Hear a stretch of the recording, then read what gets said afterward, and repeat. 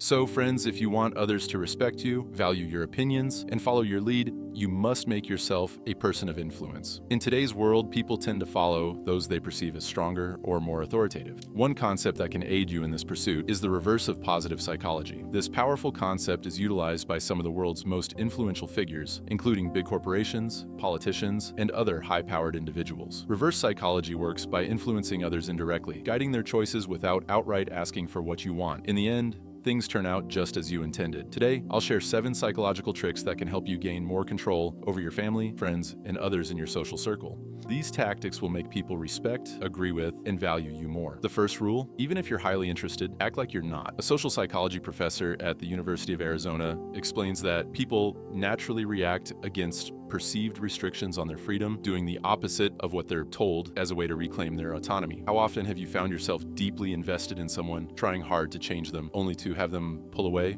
or stop engaging with you? This happens because you're putting your own desires out there, making it clear that you need them. This causes them to feel like they're meeting your needs instead of their own, which triggers a reactive response, causing them to distance themselves from you. Similarly, you've probably noticed that when a salesperson aggressively pushes a product on you, you tend to avoid them. However, when someone shows less interest and lets the decision be yours, you're more inclined to make a purchase. If you want someone to value you, try acting disinterested. The second point, people tend to desire things more when they are scarce. In one experiment, participants were offered chocolates from 2 jars, one with only 2 chocolates and the other with 10. Surprisingly, people valued the jar with only 2 chocolates more. This illustrates that we tend to place a higher value on things that are in short supply. A great example of this is when a product is marketed as being available for a limited time, people are automatically drawn to it. The same principle applies to relationships. If you want to build connections that are valued, you need to make yourself less available. Being constantly accessible reduces your perceived value. The third principle, complimentary gestures have a strong effect. Numerous studies reveal that when waiters offer something complimentary, such as a sweet treat with the bill, their tips increase by up to 3%. If they return with even more complimentary items, their tips can increase by 40%. This is because most people dislike the feeling of being indebted, so when given something, they feel compelled to reciprocate. But remember, don't go overboard. If you're too generous, people may begin to take you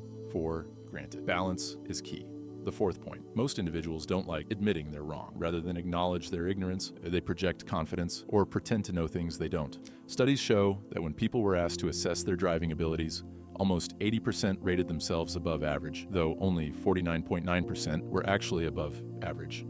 Admitting that you don't know something is a sign of strength. When you do this, people are more likely to trust your opinions or knowledge because they know you're being genuine. Number 5, people tend to stick to their past commitments. Our choices are often influenced by our prior experiences and decisions. When someone makes a small commitment, they are more likely to follow up with a larger one later. You can leverage this by first getting someone to agree to a minor request. Number 6, social proof is a highly effective tool. When people see others engaging in an activity, they are likely to follow suit without much deliberation. This is why products with lots of positive reviews or high ratings tend to sell more. For instance, when shopping online, most people will opt for products with a 5-star rating over those with fewer reviews. Similarly, TV shows that use laugh tracks influence audiences to find humor even when the jokes aren't particularly funny. And finally, number 7, everyone loves a challenge. Picture a mother asking her child to finish their vegetables, and the child refuses. The mother then says, "If you finish your meal, you'll get some ice cream, but I bet you can't finish it." The child now sees this as a challenge and goes on to finish their meal. This technique is commonly employed by fitness trainers, teachers, and athletes to drive people to push beyond their limits.